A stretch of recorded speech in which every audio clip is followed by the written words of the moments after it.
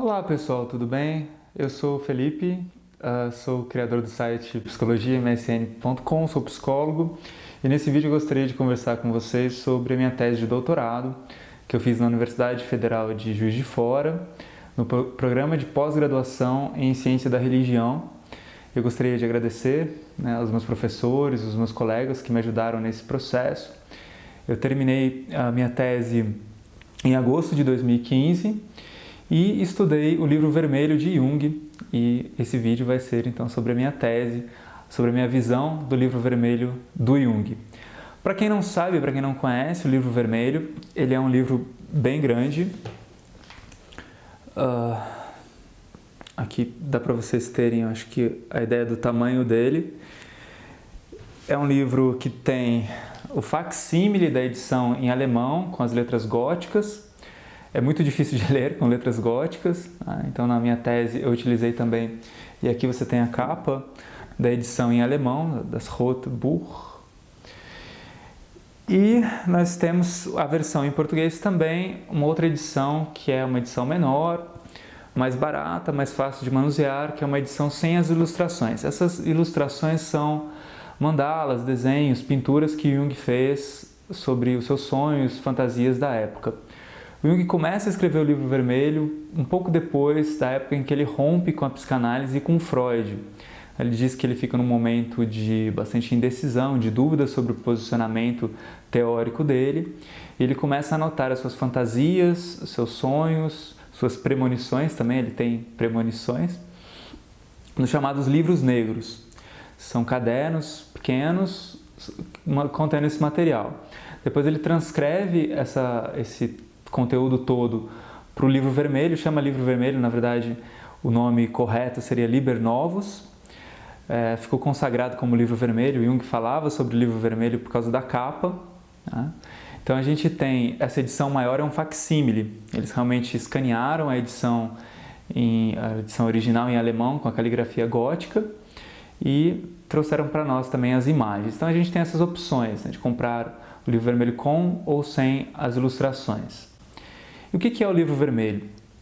Ele contém basicamente duas camadas de texto. Uma camada é essa dos conteúdos dos sonhos, fantasias, visões, premonições que ele tem.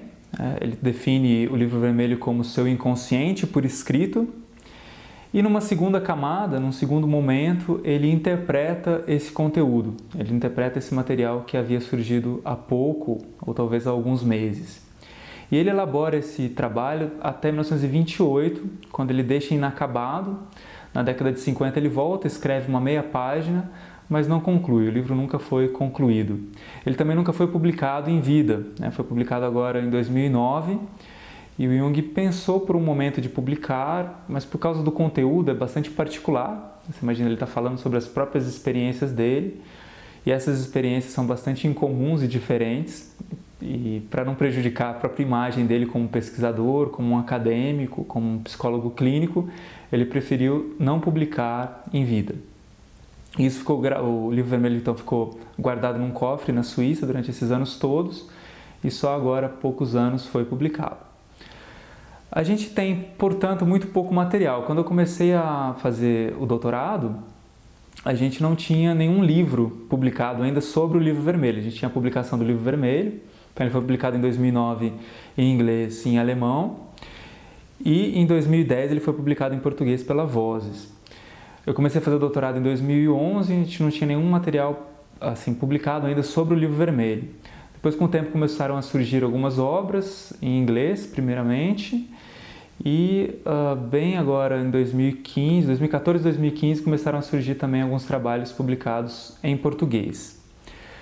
A minha primeira ideia sobre o que contém o livro vermelho, minha primeira proposta de uma tese, era estudar o modo como Jung interpreta esses materiais psíquicos. Porque, como eu disse, existem duas camadas de texto ali, pelo menos duas.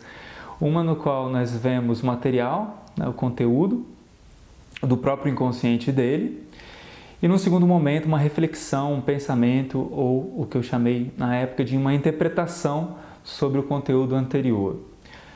E aí eu fui para as obras completas pesquisar esse conceito de interpretação, percebi que não existe muito conteúdo também publicado sobre como Jung interpretava os próprios conteúdos dele e dos pacientes, e na própria obra dele ele não deixa muito claro como fazer uma interpretação. Ele tem algumas citações aqui e ali. E, bem, então eu fiquei pensando, não tinha nada publicado ainda. É um tipo de tese que tem os seus desafios, né? Assim como aquelas teses que tem muita bibliografia para a gente estudar, também tem os seus desafios, são desafios opostos. E eu fiquei naquele dilema, pensando o que eu poderia tirar, o que eu poderia analisar sobre o Livro Vermelho, qual que seria a minha perspectiva, a minha tese original. E num determinado momento eu tive um sonho, eu estava numa biblioteca, na verdade uma espécie de uma livraria. Eu estava buscando um livro sobre o Livro Vermelho. Eu queria um ponto de apoio para eu estudar o Livro Vermelho.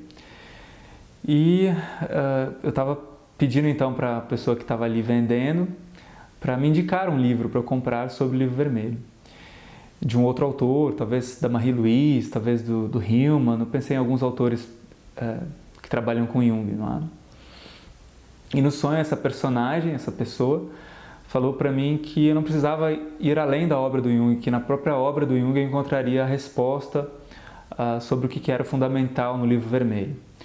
E aí eu fui investigar as obras completas de novo, eu fiquei um período mergulhado nas obras completas, nos 18 volumes, e eu descobri que o fundamental do Livro Vermelho estava no Mysterium Conjunctions, que é o mistério da união, o mistério da reunião, o mistério da conjunção, né? A palavra quer dizer isso.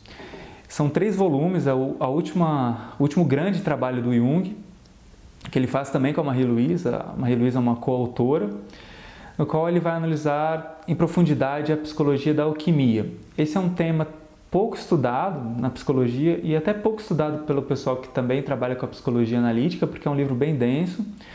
Mas a gente pode resumir, né, sintetizar o argumento do Jung nesses trabalhos, são 3 volumes, dizendo o seguinte: ele vê na alquimia, nesses alquimistas, começa nos gnósticos, mas passa para os alquimistas da Idade Média, ele analisa o processo de transformação da psique desses alquimistas, desses sujeitos ali, né, nos séculos passados. E o que ele vê é que a alquimia permite a eles realizar um processo de individuação, o processo de totalidade, de buscar a totalidade, de atingir uma totalidade psíquica. E nesse processo há sempre uma reunião e separação dos opostos. A palavra alquimia, a arte espagírica, significa unir e separar. Então, o tempo todo os alquimistas estão unindo e separando partes da própria psique. É claro, eles projetam isso nos elementos, então eles estão, por exemplo, unindo, sei lá, o chumbo com o enxofre. Aí são 2 elementos, então eles estão reunindo esses elementos. E eles veem o que resulta disso e aí começa um novo processo. E à medida que eles fazem esse processo, eles vão projetando imagens, né, conteúdos psíquicos sobre o chumbo e o enxofre, por exemplo. E o Livro Vermelho, e aí essa é a minha tese que eu defendo, é de que ele é o processo, ele representa esse processo, assim como os alquimistas estavam fazendo isso na alquimia, o Jung estava fazendo isso com as imagens dele. Então, todo o tempo, ao redor do trabalho dele no Livro Vermelho, ele está lidando com os opostos da própria psique. Então, a minha tese trabalha as polaridades da psique. É um tema que também nós não vemos com muita frequência na psicologia analítica. Eu encontrei uma biografia autorizada, foi a única biografia que foi autorizada pelo próprio Jung, que é do Bennett, e no subtítulo tem as polaridades da psique, né? Não está traduzido em português ainda.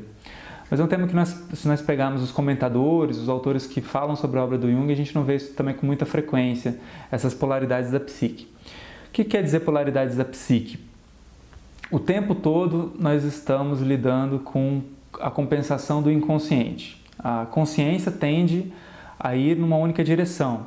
A própria ideia de consciência quer dizer focar numa área, num segmento, numa parte da realidade, nós podemos dizer assim.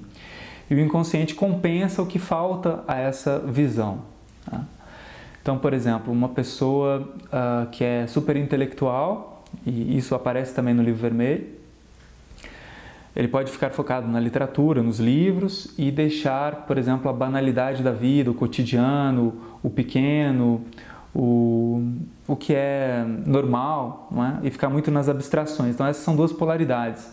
Isso aparece em duas personagens. Então, no livro vermelho a gente tem narrativas. Eu não mencionei isso antes, mas são contos ou histórias que o Jung, como um personagem, vai lidando com outros personagens. Então, nesse exemplo que eu acabei de dar das polaridades de um intelectual e da banalidade, ele está numa cena em que ele encontra uma casa numa floresta. Nessa casa ele vê um intelectual, que é o pai. Ele fica imerso nos livros, ele mal atende, mal se relaciona com Jung, ele fica simplesmente focado no próprio trabalho intelectual. E, num outro momento, ele encontra a filha desse intelectual, que é uma garota, que vai falar sobre o que não é abstrato, sobre o que é cotidiano, sobre o que é banal, sobre o que é ordinário, comum e tudo mais, né? Ela fala, por exemplo, sobre os contos de fada e tudo que é típico, padronizado, esse tipo de coisa. Então Jung percebe que ele tem essa polaridade, ele era um intelectual e faltava aquela parte de estudar o que é comum, o que é cotidiano, o que é padronizado. Essa é só uma das polaridades, são centenas de polaridades que a gente encontra no livro vermelho, e aí por isso a minha argumentação, por isso a minha tese de que o central no livro vermelho são as polaridades da psique. Então essas polaridades aparecem, por exemplo, nos personagens Salomé e Elias, são os primeiros personagens que aparecem no livro vermelho. A Salomé tem a ver, são dois personagens bíblicos, não é? A Salomé tem a ver com o erotismo, o Elias com a sabedoria, ele é um profeta. Isso vai aparecendo e reaparecendo, né? Às vezes aparece de uma maneira mais típica, digamos assim, mais real, né? mais no cotidiano mesmo. Por exemplo, em um determinado momento ele encontra um mendigo. Às vezes aparece de uma maneira mais metafórica, como figuras teriomórficas, uma serpente e um pássaro. Às vezes aparece com figuras bíblicas, né? A Trindade, né? E Satanás, aparece isso também. Uma outra parte da minha tese foi estudar as concepções de Deus que tem no livro vermelho. Então eu estudo tanto as polaridades da psique quanto as concepções de Deus. E as concepções de Deus também acabam sendo pensadas nesse esquema de polaridades. Então as polaridades são dois extremos da psique. A gente tem, no caso, por exemplo, a serpente que está ligado com a terra, com o que é concreto, e o pássaro que está ligado com a espiritualidade, enfim, uma série de outros adjetivos aí. Então aparecem polaridades, às vezes aparece um símbolo, uma ideia, e em um segundo momento aparece o símbolo oposto. Às vezes aparece ao mesmo tempo, às vezes aparece um e o outro e depois um terceiro para mediar, né, como um ponto do meio, e esse ponto do meio engendra uma outra polaridade, parecido com o processo lá na filosofia do Hegel. E às vezes esses personagens aparecem e reaparecem. Né? E bem, essa é a minha tese central. A gente publicou o livro, melhor dizendo, a gente publicou a minha tese na Amazon. Se vocês quiserem ler a minha tese, vocês podem baixar em e-book na Amazon. E é isso, bem, é difícil falar muito sobre o livro vermelho, ele é um livro grande, né? A minha tese, deixa eu mostrar para vocês, ela ficou bastante grande também, né? Aqui ela teve 300 páginas, e é exatamente essa tese que vocês podem ler na Amazon. Se vocês tiverem dúvidas sobre o que eu falei nesse vídeo, se tiverem comentários, vocês podem deixar um comentário aqui no YouTube, ou então no meu site, no psicologiamsn.com, ou no meu e-mail, psicologiamsn@gmail.com, tá bom? Então até o próximo vídeo, pessoal. Espero que vocês tenham gostado do vídeo. Vocês podem baixar também uma amostra da minha tese gratuitamente na Amazon. É uma amostra grátis, relativamente grande. Vocês podem ler, se não me engano, até o capítulo 1º inteiro, se vocês baixarem lá, tá ok? Então é isso. Até o próximo vídeo e até logo mais. Um abraço!